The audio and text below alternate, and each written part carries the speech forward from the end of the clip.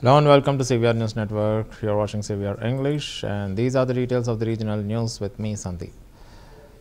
Chief Minister Ravindra Reddy laid the foundation stone for the Young India Integrated Residential School at Jetproli village in Kollapur Mandal, Nagar Karnool district. The event featured a public meeting where new ration cards were distributed and loans were sanctioned to women self-help groups. As a part of a statewide initiative to establish 28 such schools, the ceremony highlighted the government's commitment to providing the world-class education to underprivileged students. District officials had made elaborate arrangements including cultural performances and infrastructure setup to ensure the success of the event. వేదిక మీద ఉన్న పెద్దలు వివిధ శాఖలకు సంబంధించిన అధికారులు ముఖ్యంగా విద్యా శాఖకు సంబంధించి ఈ రోజు young India integrated residential school ఈ జట్ప్రోల్ గ్రామాన నిర్మాణానికి సహకరించిన విద్యాశాఖ అధికారులను ఈ రోజు వేలాది మంది ముఖ్యంగా మా ఆడబిడ్డల ముఖాలలో ఆనందం సంతోషం కనిపిస్తుంది.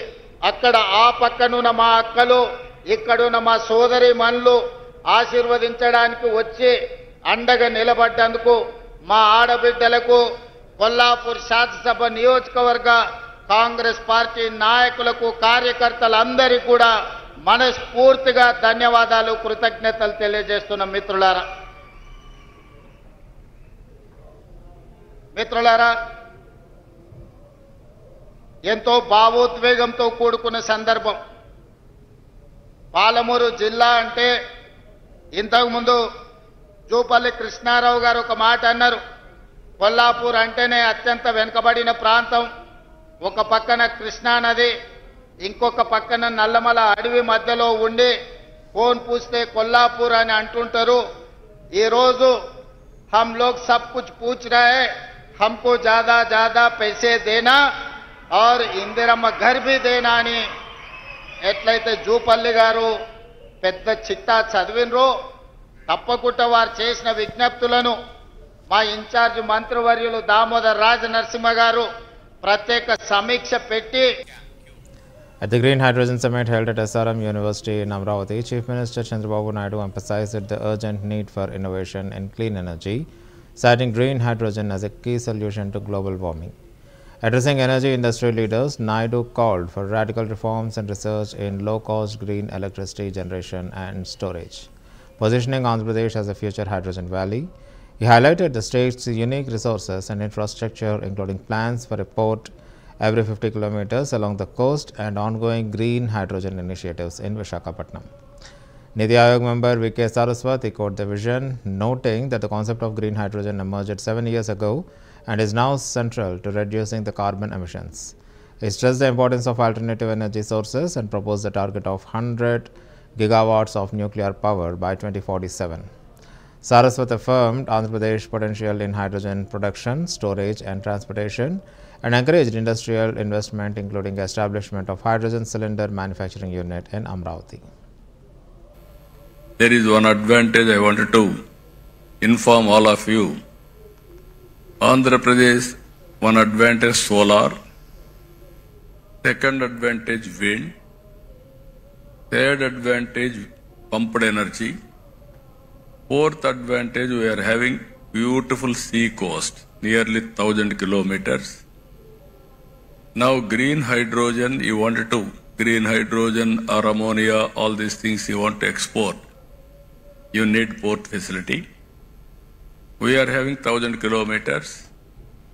Now people are coming to Andhra Pradesh because this is another advantage for us. When I born elementary school, when I used to go to school, we used to use only lanterns. Youngsters may forget about it because you didn't witness that type of situation. After that, power has come, electricity has come to villages. That is a big news and also very, very surprise. Then if you see after some time when I became MLA, there was a big problem of energy, low voltage, all pump sets will be totally spoiled. Even sometimes all crops will be withered away. There is one advantage I wanted to inform all of you. Andhra Pradesh, one advantage solar, second advantage wind, third advantage pumped energy, fourth advantage we are having beautiful sea coast nearly. Union Minister Kishan Reddy reiterated the centre's commitment to Telangana's growth, stating that development should be extending beyond Hyderabad to cities like Warangal. He announced that 80% of the work on the railway wagon manufacturing unit in Warangal is complete and will be inaugurated soon. He also revealed plans for the textile park to boost the city's industrial profile. Reddy criticized the previous BRS government for allegedly ignoring Warangal's development despite repeated requests, including 20 official letters. He claimed that although the centre is ready to build an airport in Warangal, the former state administration failed to allocate the land, highlighting the need for the balanced regional development. He urged the current government to prioritize infrastructure projects across Telangana.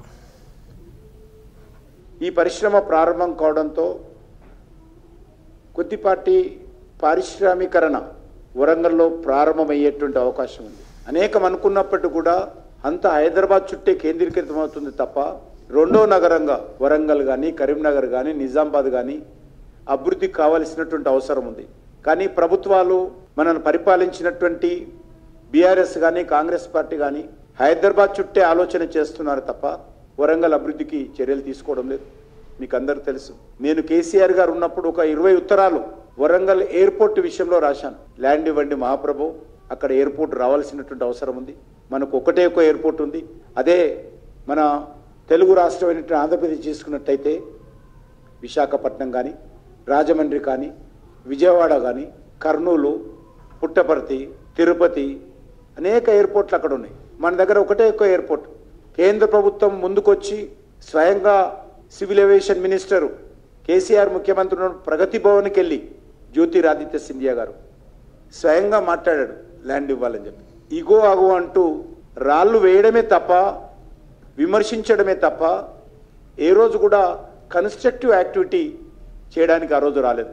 ఇప్పుడు కూడా నేను రేవంత్ రెడ్డి గారు వచ్చిన తర్వాత ఉత్తరాలు రాశాను.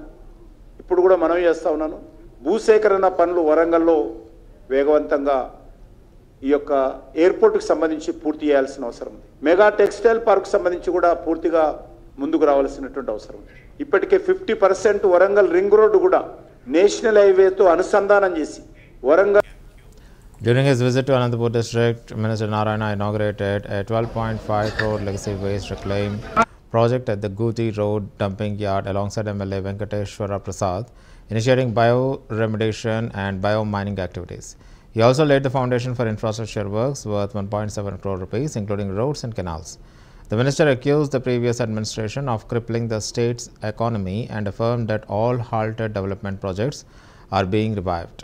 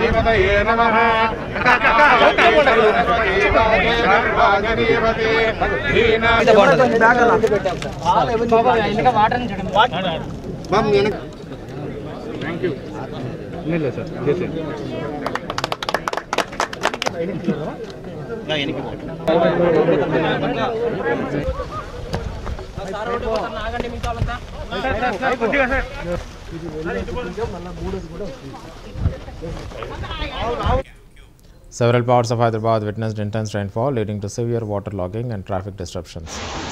Areas such as Secunderabad, Begumpet, Tarnaka, Uppal, Mushirabad, Khairatabad, Panjagutta, Jubilee Hills and Rajendra Nagar were inundated, with roads resembling tile lakes and commuters facing major difficulties. The Hyderabad Disaster Response and Asset Protection Agency (HYDRA) deployed emergency teams to clear the blocked culverts and assist stranded motorists. The India Meteorological Department has issued a yellow alert forecasting continuous rainfall for the next few days.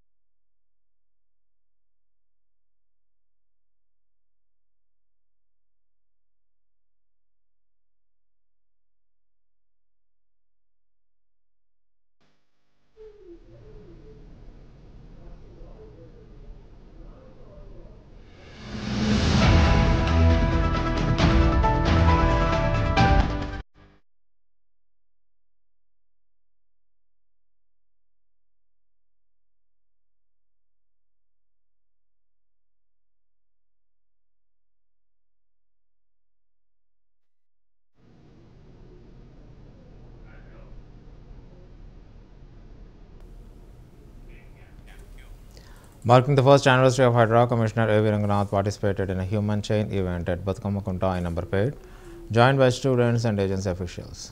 The initiative celebrated the transformation of the former dumping yard into a rejuvenated lake and highlighted Hydra's commitment to environmental restoration. Former MP Harmant Rao also attended the event, praising the agency's social impact over the past year. Commissioner Ranganath assured that the remaining works at Batkama Kunta would be completed within 2 months ahead of upcoming Batkama festival.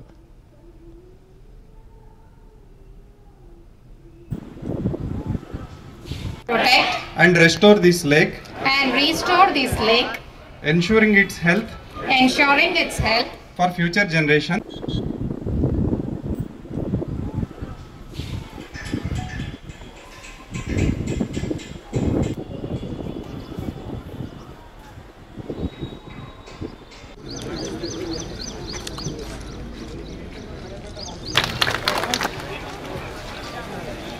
భారతదేశంలో Telangana number 1 అని 2047 వరకు ఈ తెలంగాణను అభివృద్ధి చేయాలని రేవంత్ రెడ్డి గారి ఆలోచన. అదేవిధంగా అక్కడ చూడండి, హైడ్రా అంటే డిమాలిషన్ కాదు, హైడ్రా అంటే డెవలప్మెంటు, హైడ్రా అంటే చెరువులను బాగు చేయాలని, ఎన్విరాన్మెంట్ బాగుండాలని ఆలోచన చేసిన ఈ హైడ్రా మొదలు చాలా దుష్ప్రచారం చేశారు రంగనాథ్ మీద. ఈయన అన్ని ఇండ్లు కూలగొడుతున్నాడు, ఈయన ఇక్కడికి వెళ్ళి వచ్చిండు అన్నాడు. ఇవాళ ఇండ్లు కూలగొట్టడం ఎందుకంటే ఎక్కడైతే చెరువు పక్కకు నీళ్లు పోయే పక్కకు ప్రవాహ ప్రాంతం దెబ్బతింటుంది, దానివల్ల ఏది ఎన్విరాన్మెంట్ దెబ్బతింటుందని ఆలోచన చేసి రంగనాథ్కు పని చెప్తే నిజంగా రియల్గా మా కలెక్టర్ గారికి అదేవిధంగా రంగనాథ్ గారికి నా ఉదయపూర్వక ధన్యవాదాలు. ఇలాంటి వాతావరణం ఎవ్వరు అనుకోలే. ఇప్పటిదాకా మా సిస్టర్ బాగా మాట్లాడింది, నేను చిన్న ఉన్నప్పుడు చూడలేదు, కానీ నేను పుట్టినప్పుడు మాత్రం వీడంతా చెత్త చెదారం ఉండే, కానీ బతుకమ్మ వాళ్ళు తరతరాల నుంచి ఆడుతున్నారని చెప్పారు. ఈ వాతావరణం చూస్తుంటే నిజంగా హైడా ఈ సిటీలో అన్నీ బాగు చేయాలని, అదేవిధంగా మోన్ చెరువు దగ్గర అక్కడ కూడా చెరువు ఉన్నది, దాన్ని కూడా బాగు చేయాలని నేను రంగనాథ్ గారిని కోరుతున్నాను. ఎందుకంటే పక్క నీళ్ళు ఉన్నాయి, చెరువు ఉన్నది, చెరువును కాపాడితే నీళ్ళ డెప్త్ కూడా పెరుగుతుంది కనుక రంగనాథ్ గారు చాలా బాగా పనిచేస్తున్నారు. రంగనాథ్కు ఇప్పుడు అందరూ ఎవరైనా అట్లానే ఇది ఎవరి కోసం కాపాడుతున్నాము, మీ పిల్లల కోసం, మన భవిష్యత్తు కోసం, ఇది చిన్నారుల కోసం, వీళ్ళ కోసం కాపాడుతున్నాము. ఇవన్నీ చేయటం వల్ల రేపు ఒక అద్భుతమైన భవిష్యత్తును తీర్చడానికి ఇది ఉంటుంది. సో దీంట్లో మాకు ప్రతినిత్యం కూడా అంటే కోర్టులో కూడా చాలా కేసులు వచ్చాయి. ముఖ్యమంత్రి గారు ప్రతినిత్యం కూడా మాకు ఆదేశాలు ఇస్తూ దీన్ని చాలా క్లోజ్గా రివ్యూ చేశారన్నమాట. రివ్యూ చేస్తూ మమ్మల్ని, లీగల్ టీంని, కోర్టులో హైకోర్టులో ఉన్న టీంని, అట్లానే మాది ఇది సుదీర్ఘమైన వాదనలు దాదాపు 4 రోజుల పాటు మన సిటీ సివిల్ కోర్టులో కూడా జరిగాయి. సో ప్రతినిత్యం కూడా దీన్ని రివ్యూ చేస్తూ దీనికి కావాల్సిన ముందు ఏంటంటే మనం చెరువుల్ని మనం అభివృద్ధి చేయాలి, హైడ్రా అంటే డిమాలిషన్స్ కాదు, ఇది మనం చెరువులను అభివృద్ధి చేసి చూపించాలనేటటువంటిది ఏదైతే ముఖ్యమంత్రి గారు ఒక ఆదేశాలు ఇచ్చారో దానికి అనుగుణంగా ముందు ఒక 6 చెరువులు మేము డెవలప్ చేస్తున్నాం. ఇప్పుడు ఇక్కడ బతుకమ్మ కుంట అనేది ఒక శాంపుల్ మాత్రమే, ఇంకా ఇట్లాంటి ఎన్నో బతుకమ్మ కుంటలు వస్తాయి, ఎన్నో బయటికి వస్తాయి మీకు. సో ఇది ఒక శాంపులే ఇది. సో ఇట్లాంటిది తర్వాత వస్తాయి వందలాది చెరువులో, లేకపోతే ఇది బహుశా టెన్స్ ఆఫ్ లేక్స్ కానీ పాండ్స్ కానీ అన్నీ బయటికి తీసి దాన్ని తప్పకుండా ఇవన్నిటిని కూడా మొత్తం రివైవల్ చేయటం చేస్తాం. సో దీంట్లో మా అధికారులందరూ కూడా చాలా కష్టపడి, హైడ్రా అధికారులందరూ కూడా ప్రతి వాళ్ళు కష్టపడి, ఎందుకంటే వాళ్ళందరి కష్టానికి బహుశా క్రెడిట్ నాకు వస్తుందేమో అనిపిస్తుంటుంది. And restore this lake, ensuring its health for future generations. Nakrekal MLA Vemala Viresham visited the Musi Reservoir in Katipalli Mandal and supervised the release of irrigation water by lifting the canal gates to support agricultural needs. He assured that the water would be supplied right from the start of the paddy transplantation and reach even the trail and eye-cut areas, highlighting the reservoir's capacity to irrigate 60,000 acres twice. He pledged to bring the issue to the Chief Minister's attention and secure necessary funds for further development, expressing concern over water scarcity in some villages of Nakrekal and Ketepalli. He promised immediate action and urged citizens to report any issues to officials.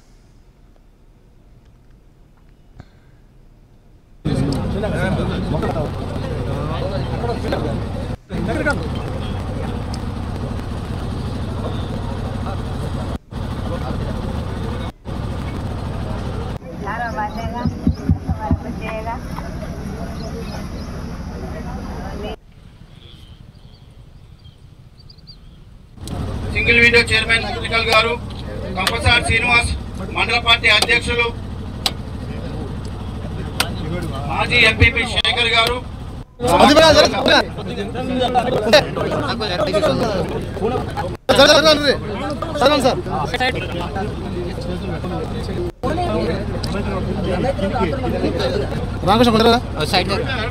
కొంచెం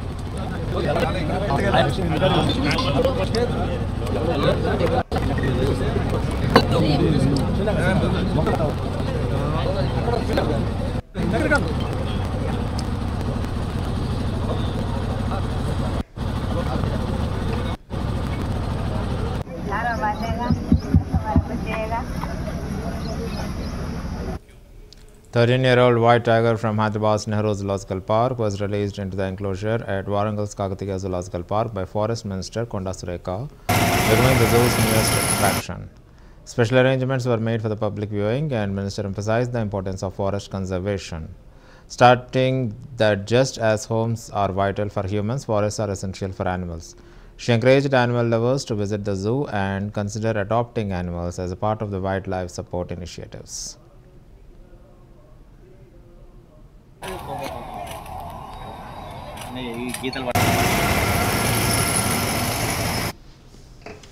Warangal Kakatiya zoo పార్కులో white టైగర్ని release చేయడం జరిగింది. మన గతంలో 2 టైగర్స్ని తెచ్చాము. అవి కొంత illness తోటి ఉండడం వల్ల వాటిని తిరిగి వారు హైదరాబాద్కు పంపించాము. వైట్ టైగర్తో పాటు రేపు మళ్ళీ ఇంకొక టైగర్, ఇది మేల్ టైగరు, ఇంకో ఫిమేల్ టైగర్ని కూడా త్వరలోనే తీసుకురాబోతా ఉన్నాము. ఆ తర్వాత లయన్ కానీ, లెపర్డ్ కానీ, అదేవిధంగా మన హైనా కానీ, రెప్టైల్స్ కూడా తీసుకొచ్చే ప్లాన్ కూడా ఉంది. వచ్చిన వాళ్లకు మంచి ఫెసిలిటీస్ కల్పించాలి. ఇది ప్రజల్లోకి వెళ్ళాలి. ఎందుకంటే హైదరాబాద్ తర్వాత పెద్ద జూ ఇది. ఇక్కడ నుంచి మన వాళ్ళు చాలామంది హైదరాబాద్కి వెళ్తూ ఉంటారు. వాళ్ళకి రానుబోను ఛార్జెస్ అవన్నీ పిల్లల దగ్గర తీసుకోవడం అనేది అది చాలా కొంచెం ఖర్చుతో కూడుకున్న పని. కాబట్టి మనం వరంగల్ జూనే ఒక పర్యాటకుల కేంద్రంగా మార్చినట్టయితే స్కూల్ పిల్లలు ఇక్కడికే వచ్చి ఇక్కడే చూసి వెళ్ళే విధంగా మేము దీన్ని ఇంకా మోడర్నైజ్ చేసి ప్రజలకు అందించాలనేటువంటి ఒక లక్ష్యంతో ఈ కార్యక్రమాన్ని తీసుకోవడం జరిగింది. ఇక్కడ ఆఫీసర్స్ కూడా చాలా ఇంట్రెస్ట్ తోటి జూ డెవలప్మెంట్ కోసం పనిచేస్తూ ఉన్నారు. ఇంకా రాబోయే రోజుల్లో ఏది అవసరమైనా కూడా అది ఫారెస్ట్ మినిస్టర్గా నేను నా యొక్క సహకారం 100% కూడా ఉంటుందని తెలియజేస్తా ఉన్నాను.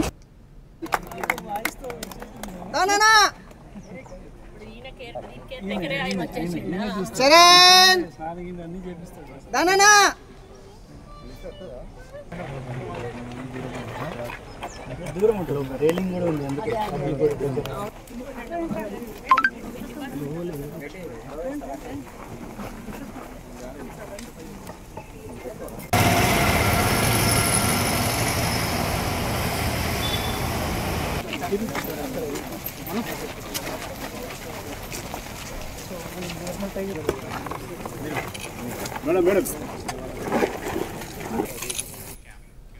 As a part of the Tolya to Go First Step initiative under the Good Governance campaign in NTR district, MPK Sineni Chinni visited households to explain the development and welfare measures implemented by the coalition government.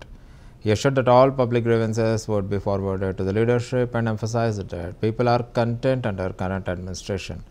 The outreach aimed to strengthen citizen engagement and showcase the government's commitment to inclusive growth.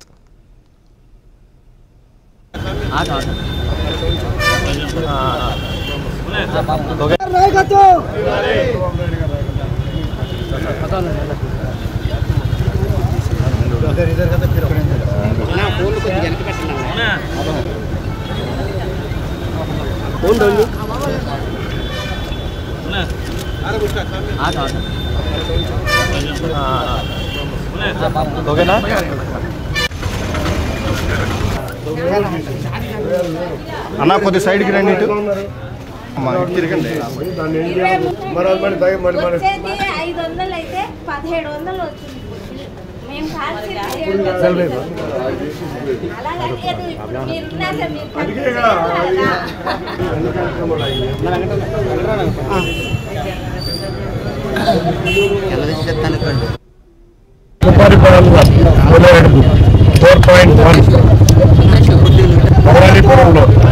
డివిజన్లో ఇవాళ కంప్లీట్గా ప్రతి ఇంటింటికి వెళ్ళమని చంద్రబాబు నాయుడు గారి ఆదేశాల ప్రకారం division కార్యవర్గం అందరూ సీనియర్ నాయకులతో కలిసి విజయవాడ నగరంలోనే మొట్టమొదటి డివిజన్ ప్రతి ఇంటింటికి మా కార్యకర్తలు వెళ్ళి వాళ్ళ సమస్యలను తెలుసుకుని పార్టీ అధిష్టానం వద్దకు ఆ సమస్యలు వెళ్లే విధంగా కృషి చేసిన ఈ డివిజన్ కార్యవర్గ సభ్యులకి అంతేకాకుండా సీనియర్ నాయకత్వానికి అందరికీ పేరు పేరుగా ధన్యవాదాలు తెలుపుకుంటున్నాం.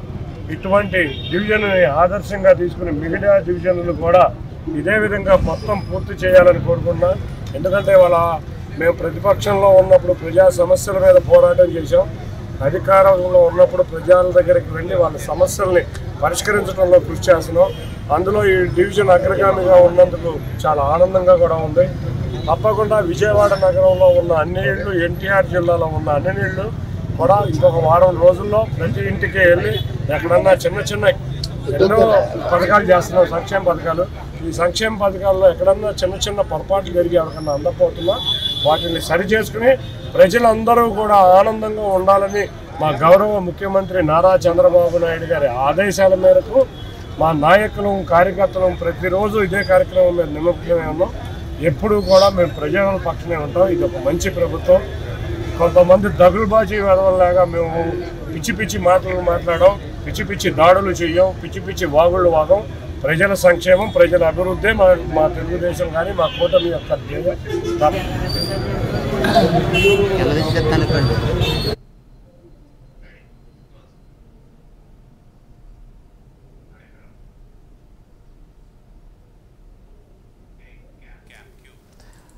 And that's the end of